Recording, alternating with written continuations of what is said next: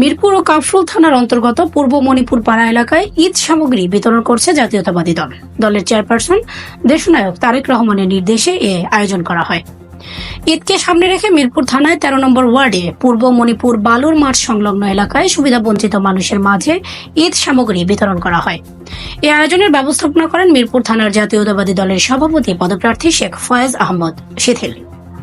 অনুষ্ঠানের প্রধান অতিথি হিসেবে উপস্থিত ছিলেন জাতীয়তাবাদী দলের জাতীয় নির্বাহী কমিটির সদস্য এবং ঢাকা 15 সংসদীয় আসনের প্রার্থী জনাব মামুন হাসান। অনুষ্ঠানে এলাকার বয়োজ্যেষ্ঠ গণ্যমান্য ব্যক্তি এবং স্থানীয় নেতা কর্মীরা উপস্থিত ছিলেন। বাংলাদেশের যে কোনো দুর্যোগ মুহূর্তে বাংলাদেশের মানুষের জনগণের পাশে থাকে। এটা দলীয় নির্দেশনা, একটি মাত্র নির্দেশনা। যদি নির্দেশনা না আসতো তাও বাংলাদেশের আমরা যারা বিএনপি করি বা বিএনপি মনা, তারা সকলেই নির্দেশনা না আসলেও দিতাম। এটাই বাস্তবতা। 17 বছর পরে মুক্ত বাতাসে, মুক্ত আকাশের নিচে এবার খোলা মনে ঈদ করতে পারবে। আল্লাহ তাআলা আমাদেরকে সেই সুযোগ করে দিয়েছেন।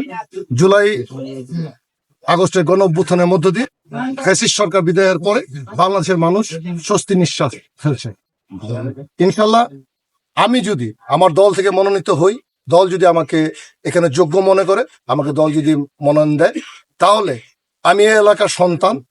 আমি কোথাও থেকে আসিনি, কোথাও থেকে ভাড়াটিয়া নই। আমি এই এলাকার স্থায়ী ছেলে। এই এলাকার সকল অলিগলি আমার চিনা, রাজপথ আমার চিনা। এখানে কি প্রয়োজন এটা আমার চেয়ে ভালো অন্য কেউ বলতে পারবে কিনা আমার সন্দেহ রয়েছে। এই এলাকার বাসিন্দা হিসাবে আমি এই এলাকার সন্তান। আমি যদি ভুল করি, আমার পিতৃতুল্য অভিভাবক যারা রয়েছেন তাকে আমাদেরকে শাসন করতে পারবে, আমাকে বলতে পারবেন, ধমক দিতে পারবেন, কিন্তু অন্য কাউকে কিন্তু সেটা পারবে না। আমার এখানে ছোট থেকে বড় হয়েছে বিধায় আমার এখানে শৈশব কৈশোর আমার এখানে কেটেছে। আমার বন্ধু, আমার ছোট ভাইরা সবাই আমাকে চিনে জানে। তারা কিন্তু যে কোনো দাবি নিয়ে আমার কাছে আসতে পারবে, অন্য কারোর কাছে কিন্তু সেই সুযোগটা নাই। তাই এই কাফরুল এবং মিরপুরের 15 আসনের যারা রয়েছেন তাদের প্রতি ঈদ মোবারক।